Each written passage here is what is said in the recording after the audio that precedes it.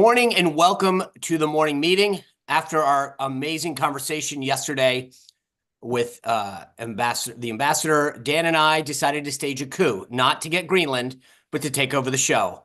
Mark has been sent to Greenland. We will have a dispatch from him as our senior Greenland correspondent coming up soon. Until that time, we will continue the show as normal.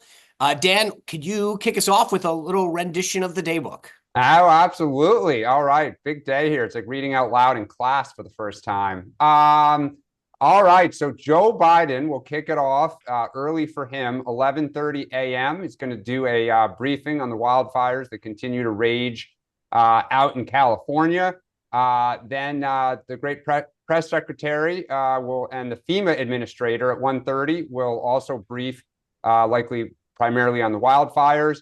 And then the White House announced that Joe Biden on Monday will give a foreign policy speech. Of course, he is at the State Department of all places, not a swing state or anywhere. Hello, Mark. Dan, you're doing great. Keep going. All right. Kamala Harris. Oh, I wish I got the usual internal briefings and meetings, but no, at 11:30 also, she will join the president for a briefing on the wildfires. And of course, this is a little near and dear to her as she is an LA resident. And the briefing, well, we'll be having in-house pool spray at the top. So we'll see if either of them take questions. Donald Trump today, I think we'll talk about this in a bit, but a historic moment at 9:30, a virtual sentencing in his New York case. He will also, of course, have meetings at Mar-a-Lago. I imagine we will hear from Donald Trump at some point today. Probably more than just Donald Trump, perhaps J.D. Vance, and I'm sure Elon Musk as well. J.D. Vance has no official public schedule at this time. The Supreme Court will hear. I can safely report that he is in the area. Okay, all right. That is good to know. That I'm sure Sean's streets are all cleared, salted. You know, probably the best, most beautiful streets in the area. Well, let's just be clear, like. His street is cleared. Yes. And then today, for my kids, I'm sure will actually care about this. The Supreme Court at 10 a.m. will hear oral arguments in the TikTok case. I am not yet on TikTok, other than to monitor my kids at times. But this will be a big deal. So with that, let me bring back in our senior correspondent. Yes. Hello, everybody. Hello, thank you for that, Dan. I think I'm going to just pass that over to you now on a regular basis. Thank you all for joining. As always, please raise your hand if you'd like to be part of the conversation. See a few hands up. I'd love to see more, including some new people. So if you're here on the two-way platform, and if you're watching on TikTok or YouTube, congratulations for finding the only way I know to spend the morning with Sean and Dan is to join the morning meeting. So thank you for doing that. As always, peace, love, and understanding. We're going to talk about some things today that may veer away from peace. But as always, we have the presumption of grace for all, for all the justices, all the governors, everybody. We love everybody. All right. Sentencing of President Trump will be occurring, if it stays on schedule, during this program. We'll update you at the bottom of the hour when that begins. Two things happened yesterday of significance that led to the prelude to this decision, this event today. One is the Supreme Court, 5-4, including 2 Republican-nominated justices, ruled against Donald Trump. I proved why I never predict judges, justices, or juries, because I was wrong. I thought they would intervene and stop the sentencing. Here's what Donald Trump said in reaction to the Supreme Court ruling. Please roll 101. And they called for an appeal. So I read it, and I thought it was a fair decision, actually. So I'll do my little thing tomorrow. They can have fun with their political opponent. As you know, I'm under a gag order from a judge. This is a first. So, Sean, why is Donald Trump being so gracious towards the Supreme Court that ruled against him? I have 2 theories on this that are tangential to each other. The first one is, I think his lawyers told him, look, this is really stupid. This is nothing. You've had a great, don't get upset about this, right? There's nothing you can do. So my guess is that, knowing that Marshawn has already expressed that this is basically just a PR stunt show, like there's no real sentencing aspect of this. And second, this goes to my bigger and broader point, and it ties into like the funeral yesterday. there is a sense, I've said this before, after 2016, we faced these legitimacy headwinds.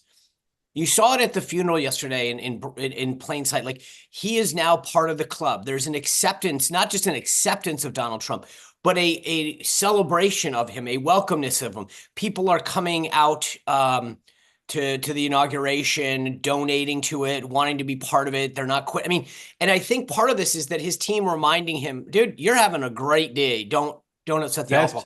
Best friggin' mulligan of all time so far. Yeah. So to me, I just think this is an overall mindset of how he's going into this vastly different than 16. And this is why I continue to believe that you're going to see a very, very different Donald Trump, both on Inauguration Day in terms of the speech that he gives, the tenor of that. And I think the first 100 days, he's not looking for the fights that he got last time. But I've really spent a ton of time thinking about this because it's so fascinating. And I'll be honest, I'm a bit jealous. It's a different mindset. We were literally every day last time fighting the legitimacy argument that we're not real. We didn't really win. This time, it's like everyone's opening. No, let me open this door for you. Let me get you here. I'd love to have you at my event, right? And and I just think that is pervasive throughout his mindset, which is I don't need to fight now because I'm not fighting back against something. He was fighting back last time. This time, he's going with the flow. Yep. Dan? Yeah, I'm not sure Democrats are celebrating Donald Trump, but I did presumption of grace to Sean. I know what he means. I think there's admiration. There's an admiration that the guy, everything was thrown at him and he still won. So I think, kind of like game respects game. Like when I watched Obama and others kind of giggling with them, it's like, hey, like kudos. Yeah, as you said, you've joined the club officially. You're now a two-time president, even though different than most people. And I just think for the sentencing, like, look, as a Democrat, and I've said, I think some of these cases were total political hit jobs. They would never have been brought if Trump were not running. I don't think that's true of all of them. But this one in particular, I know they went after John Edwards on something somewhat similar, but the way that it was kind of not pursued and then all of a sudden it kind of came back to life and was the first case. It's just ironic that it's ending with Trump about to assume office. Trump is kind of laughing it off. It has no teeth, right? There's not going to be jail time or anything of that nature. It's like they just want to say they did it. It'll be, an asterisk on the history book. But I think there is great irony here in how this is all ending. And it is unquestionable that it played a huge role in him winning this race. I mean, I think... Yeah. We were going to talk about the fires, and we are not minimizing the impact of the fires. We'll talk about them, but you guys both raised things about Donald Trump that we were going to get to. So we're going to talk about the fires in a minute, but let's talk a few more things about Trump. I'll add two more things to the list, which are a little bit speculative, but I think are even if they're not Trump's intent, I think are a factor, just a part of the mix here. One is he's going to need the Supreme Court on other stuff. And there's just no reason to antagonize him when, as Sean, as you said, there's no good to come of it. The other is, I think that this is an under discussed thing. The MAGA outrage machine seems to have limitless capacity to be geared up. But the fact is it doesn't, right? You got to pick your fights. And gearing the MAGA outrage machine up about this, for all the reasons we said, it's just not worth it. And so I think he's saving all of that for the next 10 fights in which he will want the MAGA outrage machine to be geared up. All right, go ahead while we talk here about yesterday, Roll 104, remarkable series of events. And even some of not just the media on the right, but even some media on the left noticed the relationship, the reaction between Kamala Harris and when she appeared to be annoyed with watching Barack Obama and Donald Trump talking and laughing as you see them doing here, and the interaction between Jill Biden and Kamala Harris also very notable. But these two guys, who Barack Obama mocked Donald Trump over the summer at the convention, obviously no huge fan. Dan, how did Democrats look at Barack Obama yucking it up with Satan, fascist Satan, sitting there? How does Democrats see that? You left out Hitler. Yeah, sorry, fascist Satan Hitler. I think on one level, Barack Obama has always seen himself as kind of above politics. Like it's a little beneath him, right? And I think this kind of reminded some people But not at the convention. He wasn't. Well, right. He will still be a team player for the biggest of events. And I think the fact that Michelle Obama was not there yesterday, she has not gotten over some of this. But I also just think, to what I said before, like, he respects it. I mean, I think he fully respects that Donald Trump came back, that Donald Trump won. And, you know, look, I think Trump respects Obama, that all the stuff he threw at him, all the, you know, the attacks that Obama faced, he too got reelected. And I think when you do that, there is a little like, you got some game, I got some game. We're never going to face each other, but we both are, you know, one of only 5 people up here who have done this.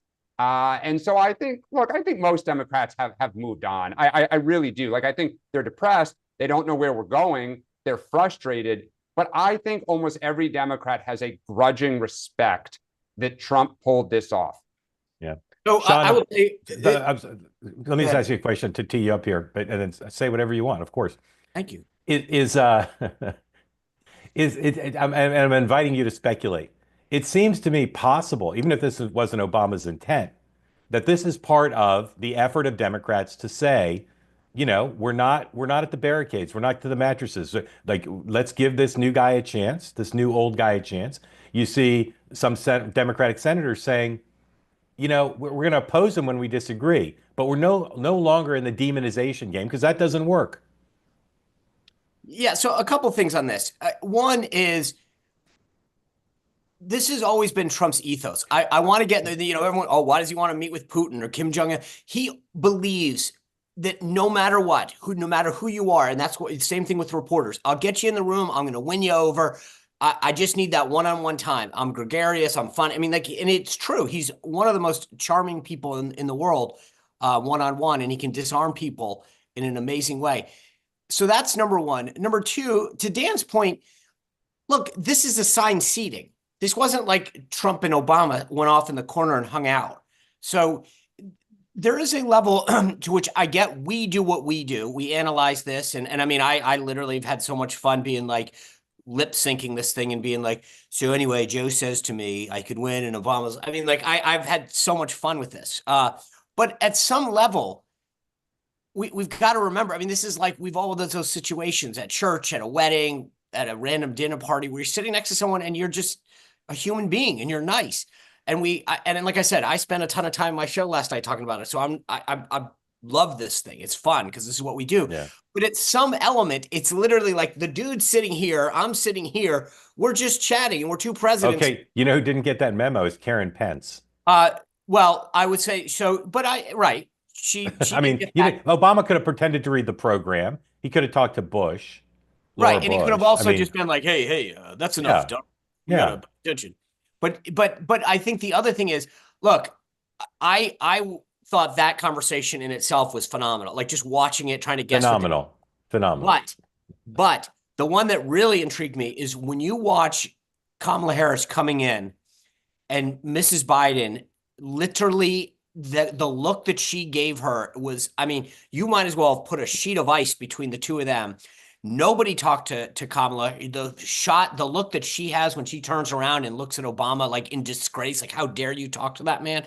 But then the look that Mrs. Biden gave Kamala when she came in, which was like, I'd rather be sitting with Trump than you, was, I think, pretty telling. And we saw that at that Veterans Day event as well. Yeah. Like, there is unbelievable.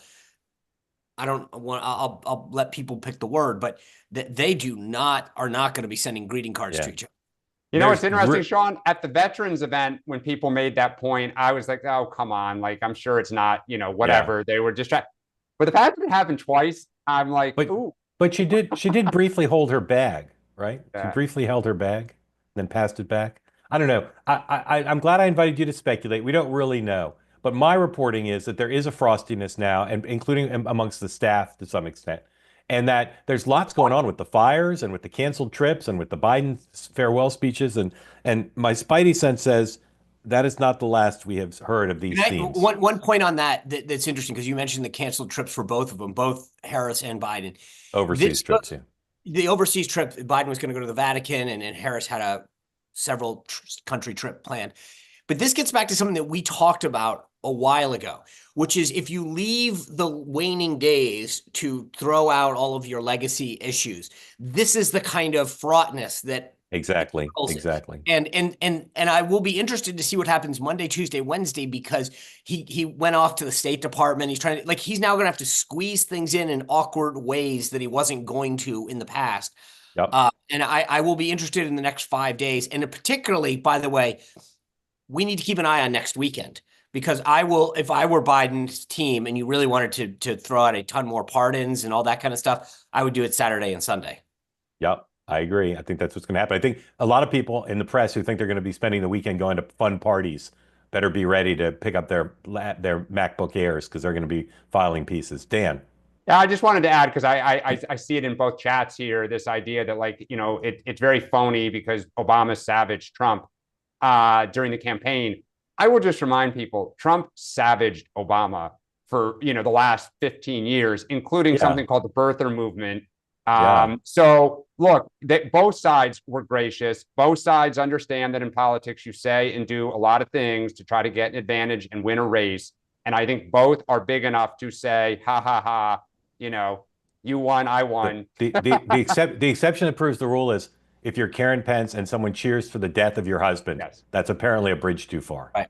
Yes. Well, and the thing that I thought was odd, by the way, and again, respectful, like, one of the things that I loved, and I know this sounds corny, that I loved about yesterday was the pomp and circumstance and the protocol that still exists in our country. You know, the vice presidents standing when each of the presidents went by. That's just, there's something it's sad that it's the case. But, you know, when I was a kid, you know, I walked to school both ways, but, you know, you got up when the teachers came into the room, and I love the sense that there is still a sense of protocol and tradition and deference. 100%. And again, just for people who are going to, you know, go after me, I get it. That Trump's not a tradition and norm guy, but that doesn't mean I can't be. Yeah. You know, Dick Cheney wasn't there, but the Quayles were there. Al Gore was there, and the Pences were there. And I know most everybody's focused on the presidential row, but the vice presidential row was fantastic as well. Oh, yeah. And I got to mention before we move on, the single greatest moment of the whole thing for me was when Bush chest thumped. I mean, I loved that. You know, one of my favorite Bush lines of all time is when he said in the convention, he said, well, two things. It ain't bragging if you can do it. And he said, you know, and people say, I swagger. In Texas, we call that walking. And he was in that full mode. I couldn't get enough of it. That guy is just pure entertainment. You know, and again, that gets back to like he can get away with that. Obama accepts it. Like, it was cool. Yeah. Nobody was offended by it. And again, it's just. All right. I said it was last. Oh, sorry. Go ahead. I apologize. No, I'm so excited about this. One crazy thing is, which couple was not involved in any of the drama? The Clintons, who are normally front and center in all drama. They were just like off to the side. You know what? The funny thing is, to your point, Mark, I got to tell you, if of all the people that were probably jealous of that, you know, in terms of the seating chart, Bill Clinton's on the far end, and I'm thinking he's starting to sit there. Can I switch seats? let me in on this. I want to go back with the vice presidents. He was dying. Exactly. I have to talk to Hillary the whole time. The whole thing. I've watched it like 6 times. I'll be on a loop this weekend. All right. One of the things we've talked about here, which again is not a navel-gazing media thing, but the Trump administration's relationship with the legacy media, the dominant media, whatever you want to call them, is an incredibly important part of how this will go. And on one hand, there's been talk of changing the seating in the press room, not giving access to traditional news organizations. We'll see how that plays out. But one thing I'm Mark, again, without that's not going to these guys are not stupid. They're smart. They're professionals. There may be some changes, but no one's getting kicked out. Access may, but I had this discussion. We'll see what the changes are. It's going to be greater access. We literally let Corinne Jean-Pierre get away with taking away 400 hard passes from reporters. They will increase access. No question, it's going to be greater access. But will Trump go to the correspondents' dinner? Some people hopefully not. I know that's what you think. All right. So one thing I'm a student of is when Trump officials get profiled, right? They rarely cooperate with them. And to the Biden people's credit, and I say this as a reporter who wants access, they didn't do either, right? They didn't cooperate much either. It's all about the principle. It's all about the policy. Staff profiles are almost always too close to the sun. You can go read a bunch about Sean Spicer, and they account for the fact that I'm on the morning meeting. Exactly. You're hugely successful. Susie Wiles has cooperated now with 3 stories that I know of. One in the Atlantic over during the campaign, then with Axios, our friend Mark Caputo, and then with the New York Times profile. And I'll say 3 things about that, and then I want you guys to say again, thinking forward to what does this say as a case study? What does it say about where we are? One is Susie gets really good coverage. If you go read some profiles of Susie Wiles, they're generally pretty positive. And Sean, I'm going to want you to start by saying why you think that is. 2, that Times piece was so untendentious. Like wrote about January 6th, wrote about some things that are negative about it. You know, the headline raises the question of whether she can survive. But the overall tone of it, the overall balance of it, Elizabeth Buellmiller, very experienced reporter, is pretty positive. And then third is this question of access. Like, why is Susie cooperating with profiles? Is it because she's the first woman chief of staff and she feels an obligation? Does she want the attention? Sean, start with the question. Why does Susie get such favorable coverage for a Trump person? Well, I think for 2 reasons. One is because she doesn't give out a lot of access. And so people realize, hey, if I burn her, and she's a likable person. She tells the truth. Yeah. She's intelligent. So it's not, she hasn't burned any bridges. She's not contentious, right? So I think generally she's a well-liked, well-respected person, and the profiles reflect that. That's number one. Number 2 is she doesn't seek attention in any way. And you saw that the night of the election when literally she wouldn't even come up on stage. And you know, that's normally you do it just because he asks, not because you seek it. He'll call you up and you go up to the podium. So I don't think people look at her as like they respect the fact that it's few and far between. That being said, I am intrigued. You know, Mark Caputo is a special case. Yes, it was Axios, but he's a very well-respected, longtime Trump reporter. So and he was between gigs. So I'll give him but like the idea that it's been Axios, the Atlantic, the New York Times is a bit concerning from a conservative standpoint. But it also goes back to my big point that I was trying to make before about changes. Like, all of these hand-wringing from the mainstream left-wing media is nuts. I've had this conversation over and over again. Look at the access that's been given to a lot of these people, including we talked about this the other day, the first question at the press conference that Trump held was the New York Times. These guys are manufacturing a faux controversy.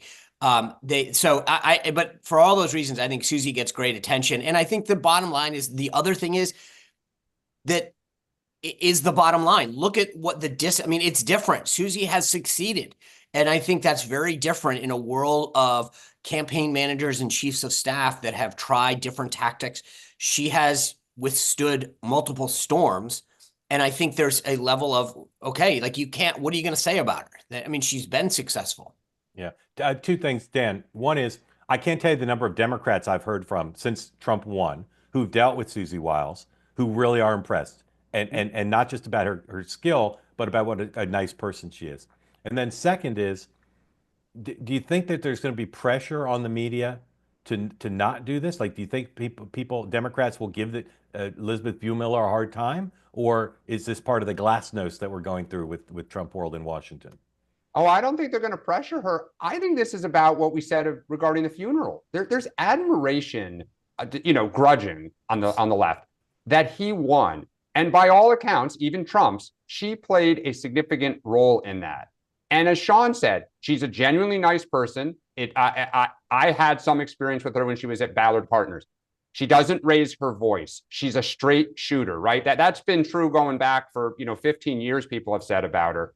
And they were successful. I think taking out DeSantis, we've talked about this a little bit, was not by accident, right? It was just like an unbelievable takedown. The fact that he won the presidency as well. And so I think there's admiration. She's a good person. And they're trying to, why is she so good and why is she so effective? And that's something the Times or anyone else should be writing about.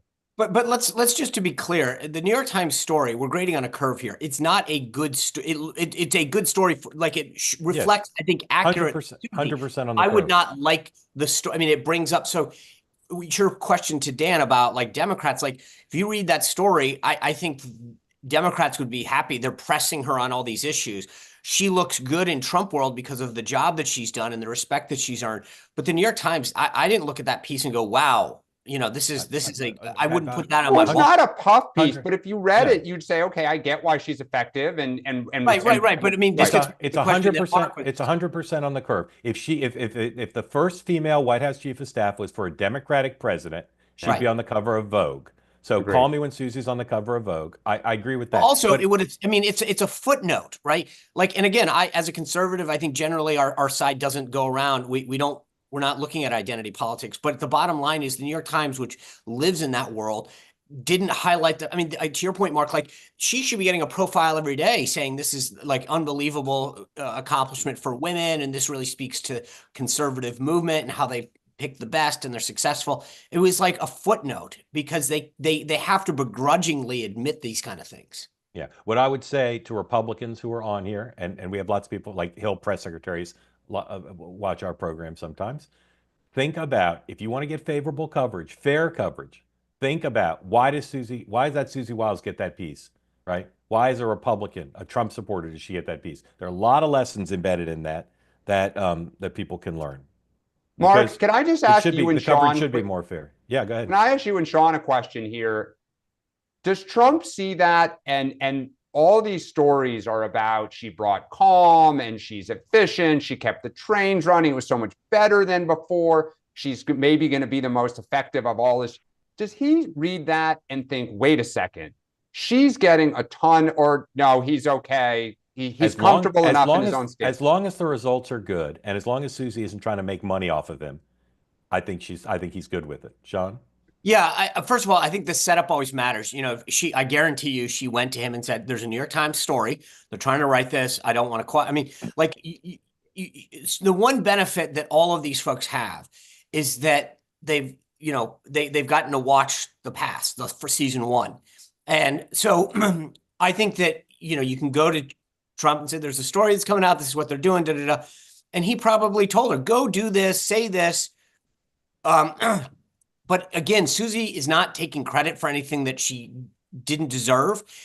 She doesn't come across as like trying to claim stuff. In fact, she plays it down. She talks about that she's the chief of staff, not the chief of the candidate. She plays this beautifully. I think Trump respects her and he knows that she's not seeking the spotlight.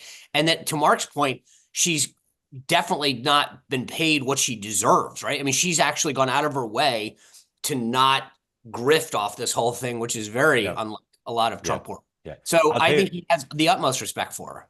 The thing that's embedded in the story that's most significant, if you want to understand the culture of Trump, which is applicability for the White House, is the part where it says she spends face-to-face with him every day, 2 p.m. to 7 p.m.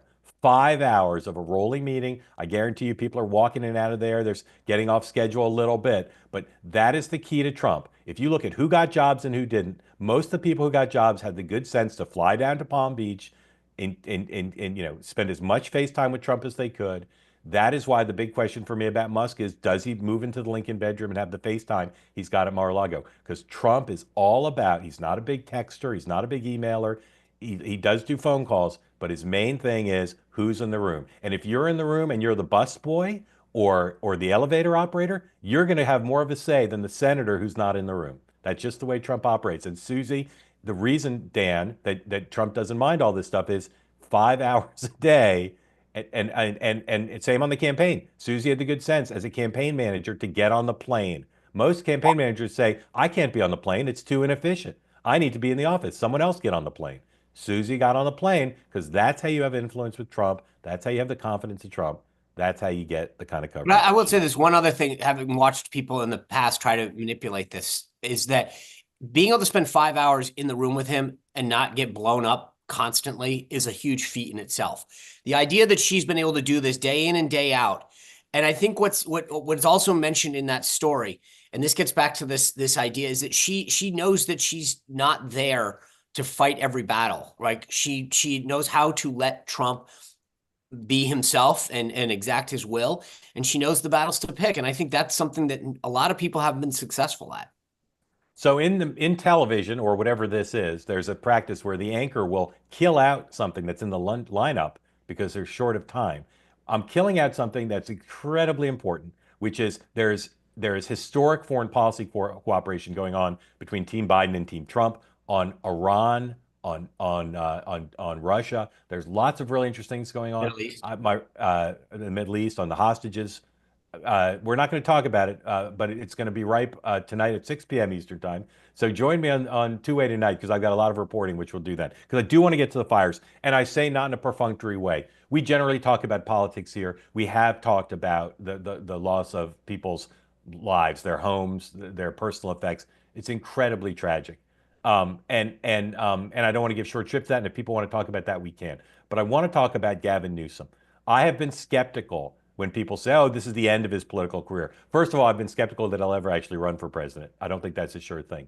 But I want to show you a piece of video that's gotten some play, but not everybody's seen it. And then I want you guys to analyze and see if you agree with me that he handles this so horribly on so many levels that I do think if he doesn't get better, this could really hurt his political future. Go ahead and roll tape. Governor, you got a second? Governor, I live here, Governor.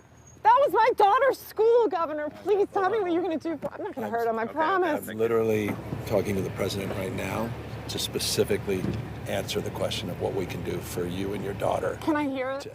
Can I hear your call? Because I don't believe it. I'm sorry. There's literally, I've tried 5 times. That's why I'm walking around to make the call. Why is the president not taking your call? Because it's not going through. So Why? I have to get cell service. So let's get it. Service. Let's get it. I want to be here when you call the president. I appreciate it. I'm doing that right now. And it's to tell his constituent, I can't get cell coverage. Like this to me, the signal that sends is just, in this kind of crisis, horrible. Dan. Yeah, I mean, you always want to be projecting strength and control, and that was the opposite of both of those things. I mean, a little presumption of grace. He is literally in the middle of the storm there, and someone runs up, and of course, then she's like, "I'm going to stay because I want to hear the phone call."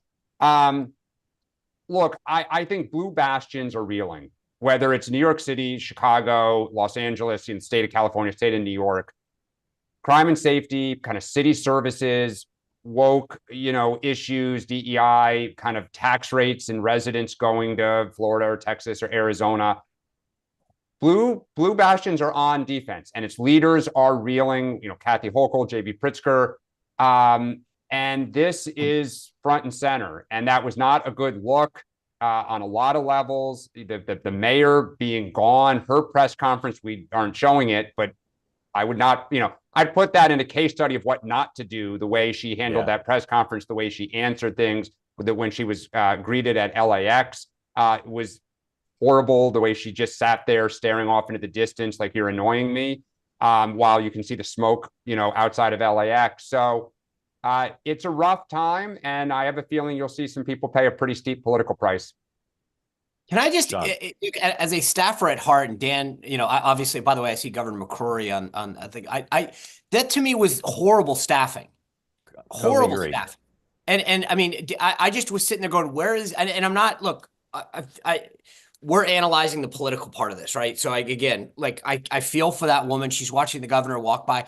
I also think he looks like I kept thinking this is like a Will Arnett in part, it was horrible. Like, he looks, his hair's perfect. He's got the aviators. He's got the aviators on. Like, dude, for all of the people that you get nauseated by them coming in with their jackets looking like they're going into, a war zone. This guy looked like he was going onto a set in Hollywood. And it is so tone deaf for a guy that is normally so good at reading a room in a situation. And then to hold out the phone and to say, I'm trying to get the president, but I can't get us, like, it just, I don't know. And I really thought that a guy like Gavin Newsom has always impressed me with the showmanship, not the action, the showmanship. And this was an F. I just could not believe. I'll be honest with you. I thought when I watched that, I thought he would try to hug her and be like, I feel for you. Can I mean, like, that just jumped out at me at, like, be compassionate. This is what you do. And it was so bad. And then to Dan's point, the Karen Bass interaction in the airport was like, oh my God, just say you're getting asked to communicate a message to the constituents that you represent after being out of the country, and you can't say a word.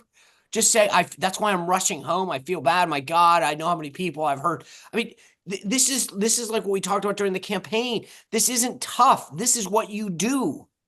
Well, I will say just on Karen Bass, this shows you, when you're one of 435 versus you're a chief executive and you're a mayor. I will also just say, and just two things quickly, because I know we're going to go to people. One, like I totally want to be really clear. As someone who was a Democratic fundraiser, I spent probably over a year of my life in my 20s in Los Angeles raising money. My social media feed is full of people literally showing videos of their houses gone.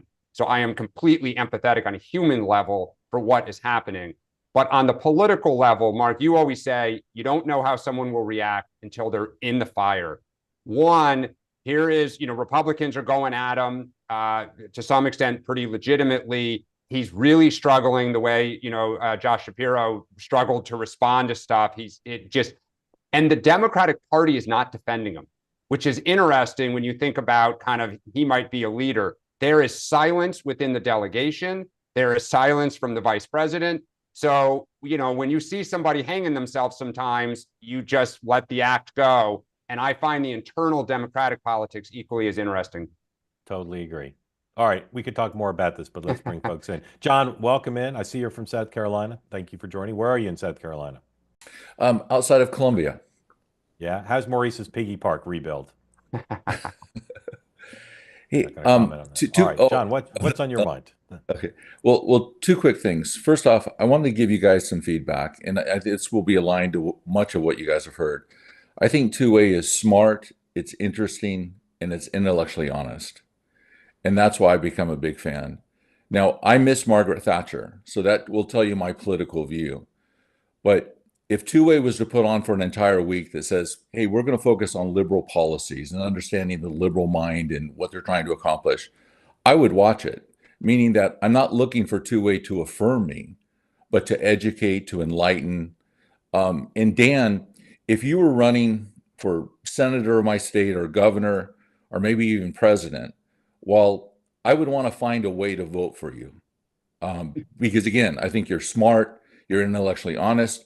I may end up voting for Sean Spicer, but I just really respect you. And I just wanted to share that with you. And then my question is, in 2016, I didn't vote for Trump because I didn't trust him. I just did not trust him. And I've been trying to understand the man. I think Victor Hansen has helped me the most. But I want to make 4 quick statements. And I would just like to know from you, especially Sean, am I on the right path? And there's 4 qualities that I think are true about Trump, that are more true about Trump than most politicians. And number 1, he's pragmatic. He simply likes things that work. Good policy is good politics. Good politics is good policy. Number 2, he's more of a happy warrior. He's like, of course we can. Of course we can eliminate the national debt, or at least get our annual fiscal policy in order. Of course NATO can pay their fair share. His tolerance for failure is low. So he's not going to rationalize 75,000 deaths away because of fentanyl. To him, he's not going to look at that as collateral damage. He's going to do something about it. And then finally, he seems to have grown. Like yesterday, he was asked, hey, all these billionaires are coming to see you and kiss. I think even Peter Doocy said, kiss the ring. Who's changed? Have you changed or have they changed? And President Trump's response was, well, maybe we both have. And so there's a little bit of sense of like humility that I'm seeing from President Trump that I really like. And so let me just stop there. And if I'm like Sean, if I'm just totally wrong, if I'm being, rose-colored glasses, I wrote down the pragmatic, of course we can, and grown. You said 4 things. What am I missing? Oh, his tolerance for failure is low. Okay. Tolerance for failure. Okay. I agree with your list. Specifically, I'll tee in on number 4, though, the grown thing. And I think that the answer he gave yesterday was 100% genuine. I think the leaders have changed. Dan mentioned this earlier. It's not just the leaders, but I think there's a legitimacy this time that's very different. And it goes back to something I said earlier, that Trump he fights back, and we faced enormous headwinds in 2016. And so he had this instinctive reaction to, okay, I've got to fight you back. The media, the establishment, corporate America, et cetera. Like, you don't think I'm legitimate? Let me show you I'm legitimate. I'll fight you. This time he goes with the flow. Trump is, I will just say this, a very transactional person. You treat him kindly with respect. He will treat you kindly with respect. It's not a very tough room to read with him. But I think that to your last point about the groan, I'm convinced that two things are driving this. Number one, 2 assassination attempts on anybody's life will make you reflect on life in a way that I don't think any of us possibly could fathom, right? You think about yourself, your family, your time on earth, everything. And then 2 is I don't think enough has been written about what the last 4 years have meant to the movement and to Trump. The ability to think through, like there are days when months after leaving the White House was like, oh my God, I remember that moment and da-da-da. Things are going so quick in the White House and on the campaign trail. You don't have time to think, to process, to reflect.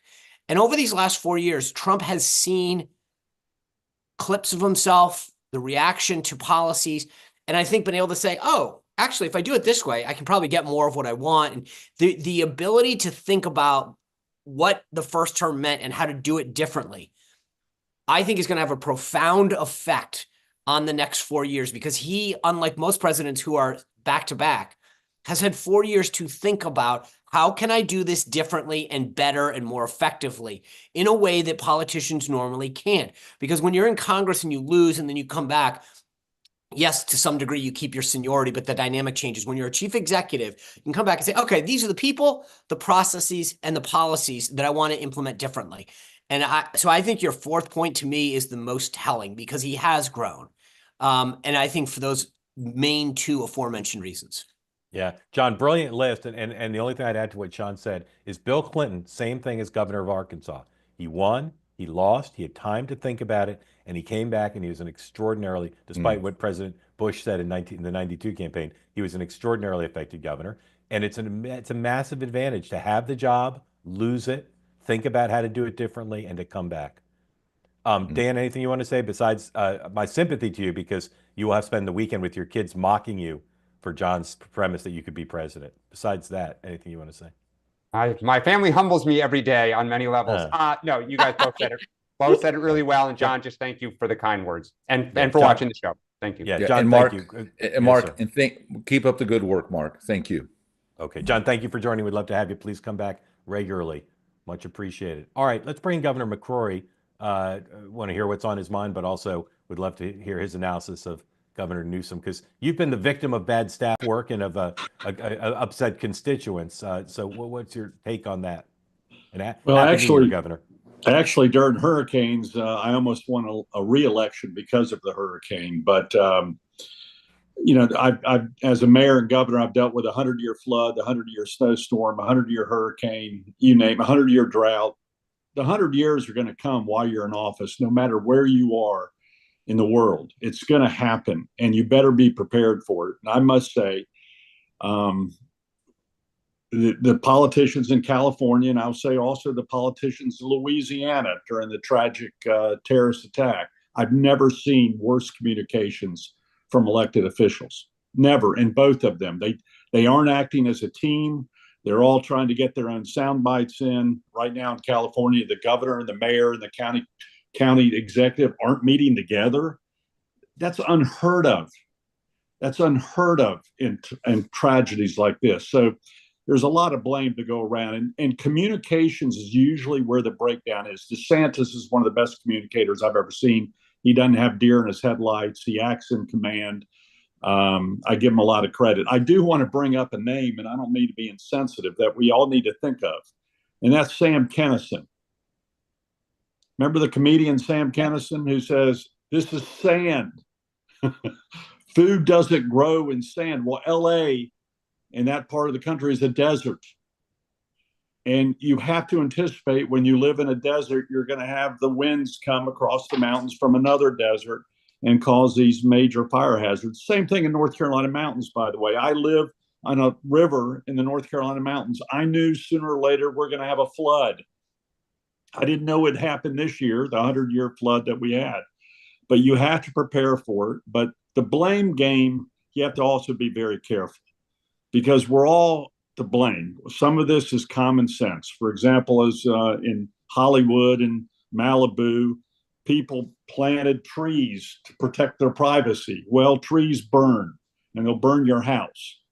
And so there are a lot of things we as individuals can do also in preparation. You can't always depend upon the government to save you with unrealistic expectations. And I think that's what we're setting for some of these politicians, and some of it's their blame, is we're setting unrealistic politicians. If you live in Buffalo, it's going to snow. If you live in Florida, you're going to have hurricanes. If you live on the North Carolina coast, the sand moves. The mountains the same way. If you live in Oklahoma in a mobile home, you're going to have some problems. And it's a part responsibility of both government and your leaders in preparation, but also of the individual. And I don't think we're making that point enough in media or as among the leaders. It's a combo plate. And more than anything, you got to act as a team. And that's not what the governor is doing at this point in time, getting out of a black limo. So there are a lot of lessons learned here, but I don't think the media is covering it as well, explaining the big picture. And this is not new, by the way. It's been happening for centuries. Yep. No, I agree with all that. Very smart. Dan or Sean, reaction or questions for the governor? I guess here's my question for you. When you were governor and mayor at first, did you just, I mean, and I'm saying this like, did you, when your first major crisis happened, was it baptism by fire, or were you in some way prepared or practicing for a crisis, right? And I say this because there's a great professor up at Columbia named Vincent Cavallo, who has done a lot of studies on politicians preparing for crises. And it's just, to me, it's always interesting to see if it's just, okay, well, we dealt with it head on when it came and we got lucky to some degree, or was it, hey, we were preparing for this from day one? That's a great question. First is, you either have the instincts to deal with a crisis or you don't. And some of us do, and some people don't. Some people are good at other things. Second is, you do need to be prepared with the skills. I happened to work for Duke Power Company before I was mayor, so I dealt with snowstorms in my 20s at the 24-hour answering service, so I knew how to deal with people who were desperate. That helped me as mayor for 14 years. As governor, in my first month as governor, I was forced to go through by a great emergency operations director that I hired. He said, "Hey, Governor, I need to put you through a 2-day training program, a simulation." And I went, I don't need that. I've been a mayor for 14. He says, "You're damn going through the simulation, and we're bringing the whole team from North Carolina into the simulation so we know our roles and responsibilities. We know the communications. We know the parts of the state that are going to get. We know who makes the decisions about pre-positioning material and things of that nature." It was the best thing I ever did, was going through that training in my first month in office. And the ego of these guys getting elected, I don't need that. Yeah, you need it. And you probably need retraining with a team. You need to have the whole team in a room doing this. And you might need to ask the question, including, by the way, sometimes the president needs to go through this training too. You know, remember Katrina, which was a disaster in communication. So I hope I answered your question. Yeah. You either have the instincts or you can get trained. And politicians shouldn't exempt themselves from being trained. Yeah, I mean, you just made a series of points that I hadn't thought about. You know, one, that the team in California has not been together. Now that you said it, it's like, my gosh, you're right. And two, I think going back to I think it was Jeb Bush who really made sure Florida was ready for hurricanes. Part of it was he was getting ready for re-election and stuff. But Florida has seen for the last 20 years, the Florida Republican governors very well. They're ready, as you say, the positioning and everything. So does that come from, I assume, the governor as the chief executive of the whole state with their FEMA person or whatever California calls it, your mayors? Would you be the one to say, hey, we see this, it started, let's all get together? So it would be Newsom then that's dropping the ball here. Absolutely. I think too much emphasis has been put on the president, frankly, with some of this stuff. It's the governor that requests the federal help. It's the governor that contacts the mayors and the county commissioners and the schools and everything else. But usually you've already had that communication line in place beforehand, so everyone knows what the rules are and where the lines of authority are, even in a press conference. Before I ever did a press conference, and I brought out a crowd, and I had a very tough hurricane, Hurricane Matthew, where we had 28 people die. in floods in their cars. Before I did a press conference, I made sure we had the lines of authority on who was going to say what and who was going to answer the question, who controlled the microphone, who was in charge. And sometimes it's the mayor, sometimes it's the governor, sometimes it's the police chief during a homeland security or a tragedy. You have all that clear before you go in those microphones. And it might be right beforehand. You know, I had an emergency. One of the things office. that one of the things yesterday, there was another clip that went around, Newsom engaging with Anderson Cooper, and he gets asked about the lack of water and water pressure coming to the fire hydrants, and he goes, "That's a local issue." And I mean, again, the level of continued tone deafness to literally say, you know, to your point, when I listened to the press conference yesterday of the emergency response folks and the water authority in California talking about why certain water wasn't getting to certain aspects of the Palisades, I think it was. And she's talking about like, this is an inherent problem. And the idea that if, to your point, you know the land that's there, you know the frequency of earthquakes and things like this, fires. The idea that you were like, yeah, we've known about this. Like we knew it was going to be a problem is even more problematic. The idea that you would. I'll mention one other thing that's not in the equation that the media doesn't bring up. The most important partner during a tragedy, natural disaster or homeland security is the private sector. Usually the water systems are run by the private sector or have a play in it. The Verizons of the world, the cell towers are the first thing to go out. And here we saw the governor couldn't get cell. Those are the first thing. The people on the phone are the utility companies, or is the first call you make in natural disasters. Or Elon Musk to get Starlink up. Starlink. Exactly. I'll just say there are a few absolutes in politics and media. No governor should ever blame the locals. Just never should. Just there's nothing to it. The governor can be there, but you put the mayor in charge. The governor is there if it's a local issue. And I had that as a mayor and I brought the governor, but as mayor, I controlled the press conference. I said, I'm working with the governor.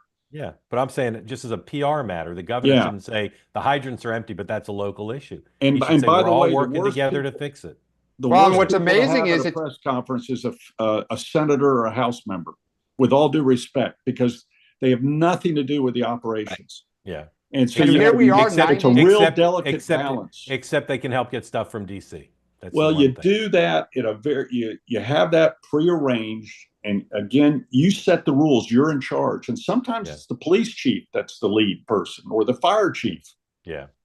I mean, it's amazing. It's Friday, and they still everything you've said is still. You know, there's like blame instead of solution, or, you know, I hear you were working on it. Like it's still finger pointing and everything. And the same party controls everything, right? I mean, that is just. And that as my friend Sean Spicer would say, that cannot be understated. It's just the market. If you've got one party rule, if everybody's in the same party, there's no competition for ideas. There's no competition for innovation. You're just not going to have government that's as responsive. And you've got to have a mayor or someone around the mayor or governor or president who knows what questions to ask about not only the past, but the future. Okay, what are the damn next steps we're going to take? Yeah. But you know, the funny thing is that like, I don't like some of these things, and Governor McCrory pointed this out, but like when Ron DeSantis comes out, no matter who you are, what side of the aisle, I've got family in Florida and have been through now several hurricanes. The response in Florida is so coordinated, so fine-tuned. The before, the during, and the after, and it's such a contrast to what we're seeing now. This is a basic level of competence. The idea that your fire hydrants aren't putting water out. I mean, you know, it's just, to me as a mayor, how have you allowed that to happen? It's mind-boggling when you start to hear about this basic necessities. And Newsom's answer was, you know, these are supposed to be for like a single house fire, not a big one. It's like, well, you know, this is what you're paying. This is what you're paying your directors to do. They're supposed to be operations people, not the policy people. Yeah. And what we lack in government is a lot of operations people day to day, and the day-to-day people probably knew that was going to be a problem all along, but they didn't want to bring it up. Or there's Susan, welcome in. Thank you for joining. Tell Tell folks who don't know where you are what's on your mind. I am from Florida, Central Florida, and what's on my mind is this morning on International Intrigue's email, they reported that China is sending a top envoy to Trump's inauguration. And I hadn't heard that reported anywhere else. And I was wondering, since y'all are in the know, are there any other countries sending dignitaries to Trump's inauguration? Great question. I heard this morning that Netanyahu was planning to come, but now isn't. I don't know if that's the case. As you probably know, Susan, President Trump, in a very high-profile way, invited Premier Xi to come. Yeah. Sean, do you know, is anybody actually coming? There was one yesterday, one foreign leader, and I literally, as Susan said this, I was going through my head. I think it begins with an M, who it's indicated that they were going to come. I don't know if it's a head of state or head of government, though. Yeah. The entire Greenland Parliament has been invited. Just kidding. Just kidding. I don't know, Susan. We'll look into it. I'll promise an answer as best I can at 6 o'clock if you'll come back and watch two-way tonight. But I don't always know. watch you at night. Okay, Yes, I'll watch both times. I'll try to find out. Dan, do you know anybody coming?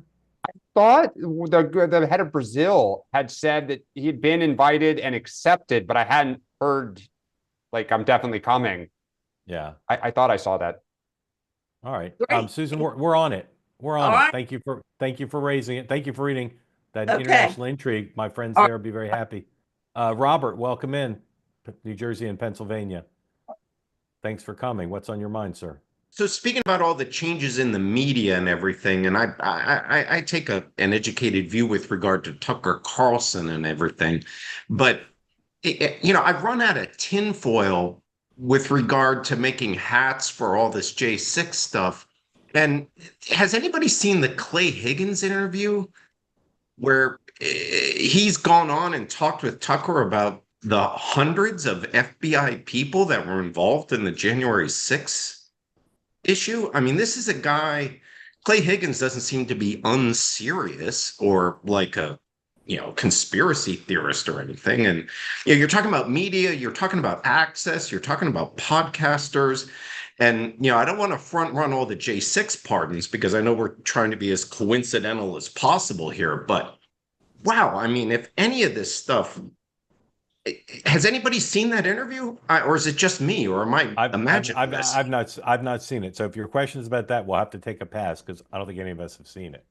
Okay, I mean, I would definitely look that up. It's not long; it's 10 to 15 minutes, and I mean the extensiveness in which Clay Higgins, who's in there in the Judiciary Committee, is talking about how much either FBI personnel, supported personnel, informants, etc., that were involved and pre-involved in January 6th is stunning. All right, we'll look it up. Robert, thank you. Sorry we can't address it because I don't think any of us have seen it. All right, new year, but another opportunity to enjoy some quality time with Diane. Diane, welcome back. Thanks for joining. Happy New Year to you. Unmute, please. Happy New Year. Tell folks who don't know what extraordinarily important state you come from. I'm from Iowa. Yeah, that's why I said extraordinarily important. First in the nation, we like to call it. Welcome. Happy New Year. What's on your mind? Well, one of the most famous two-way guests said that everyone has like one thing that they agree with Bobby Kennedy about. Yeah. But in my experience, it was one thing, but then the more you start to learn about the thing you're interested in, it bleeds into other aspects. And something was mentioned a couple times on your shows yesterday that's been on my mind since November, and that is the farming practices. And that's kind of like a sacrosanct thing here in Iowa, is the Iowa farmers. And I don't know that it's ever really been discussed, at least not from the right.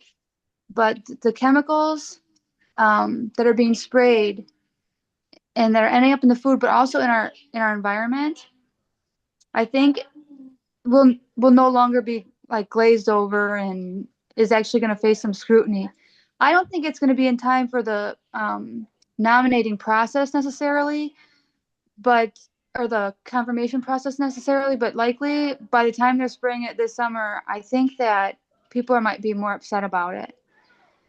I've never been a big environmental person, and it's just one of those things that's like, oh yeah, clean air, clean water, and the salamanders that are going extinct, I just don't care about. But the clean air and clean water thing is not a negotiable. There's no wiggle room there. And so I'm finding myself a little bit like maybe embarrassed for not caring that much about the environment previously, when a lot of our liberal friends have, you know, tried to talk to me about it. I'm just like, whatever, you guys.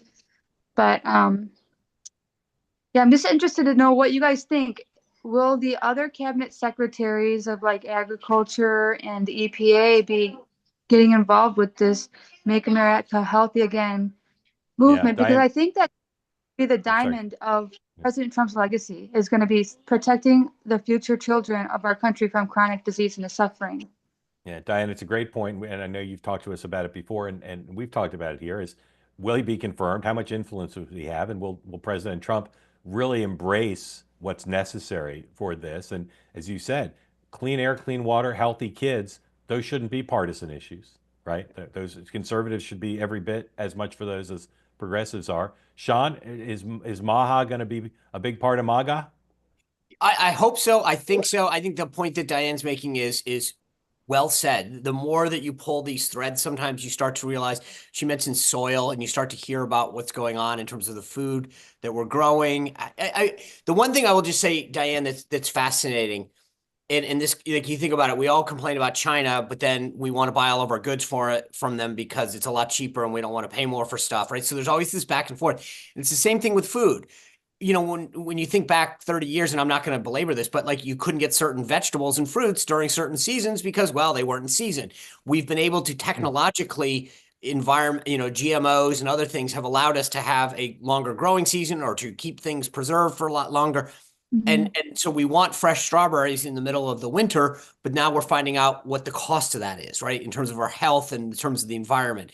I hope that there is a greater discussion on this, because again, it goes to longevity of our planet. It goes to longevity of our lives. And so I hope that we get a lot more of this, because like you, I find myself going down countless, very, very deep rabbit holes on a lot of these issues that and I feel like we just didn't know about them, or we didn't want to know about them, or the information wasn't out there. But for whatever reason, I'm intrigued by it. I'm fascinated by it, and I hope you keep an eye on it and keep telling us what you find out. But Iowa's a great piece of this, because there's so much that comes out of there, and the rest of the area throughout the country that grows so much that we fuel ourselves on. We just take it for granted in a lot of ways.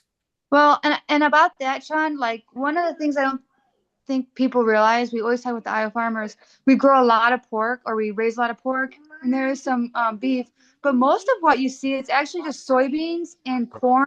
That's not sweet corn, that's like field corn. So it's like ethanol, it's like feed, and it's like for seed oils and other things. It's really not like necessarily like a huge food production operation when you're driving down I-80, so right. I don't, we're seeing that food in the grocery stores, I guess what I'm saying. So yeah, except for my bacon. Yeah, well, the bacon. I think the big thing, though, is it is going to be the issue of cost with this, right? I mean, I'm a health nut. I am all for this.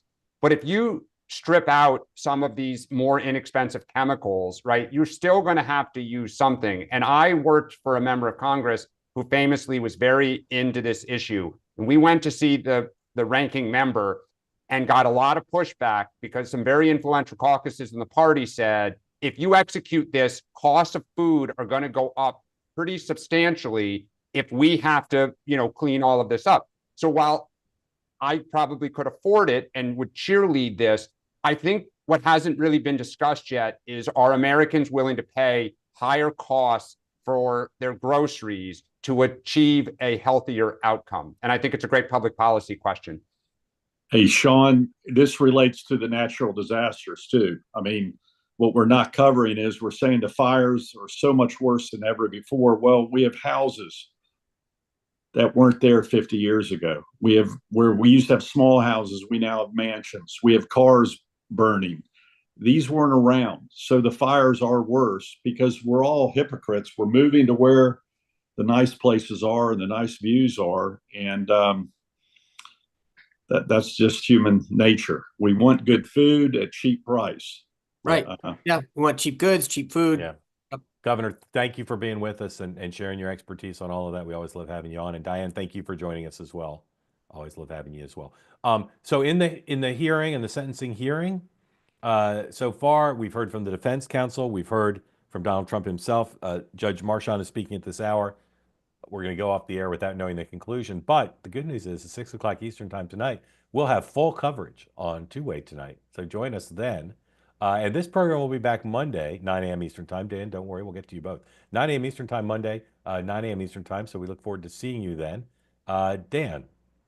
I don't know if we have another element. For what purpose does a gentleman rise? I rise to pay tribute and honor to our esteemed host. He has a very special day coming up this weekend. Won't say what number he may or may not be celebrating. But Mark, on behalf of all of us, we are all incredibly grateful and thankful for you. We hope you have a wonderful time with your family celebrating this milestone. We hope that you have a great weekend. Thank you very much. By coincidence, my son's birthday party is on my birthday. So I'll be celebrating with 70 second graders at the Museum of Ice Cream, which is where every 60-year-old man I've been there. His birthday. Thank you for that, Dan. Sean, you don't need to talk about my birthday, but what's on your mind? Happy birthday. I have a great show tonight, 6 o'clock, on drones and the national security threat that they pose. If you want to switch back and forth, you're welcome to it. But it's interesting. Or watch back to back.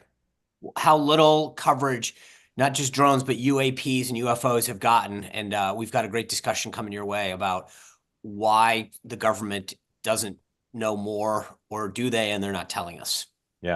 Donald Trump did a 20-minute photo op with Peter Doocy yesterday. That's on camera. You can see it on YouTube. And one of the topics they talked about was drones. And he said, once again, there are drones all over Bedminster, all above Bedminster, and he's going to get to the bottom of it. So I look forward to the Trump presidency's drone policy. And I look forward to your show tonight. I'll probably watch it while I'm doing my show. At a corner of my eye. That's nice. I love the clicks. Thanks everybody for watching. Thanks for the people who participated, including the governor. We'll see you Monday morning, 9 a.m. and I'll see you tonight, 6 p.m. Eastern time for Two-Way tonight. Have a great day. You too.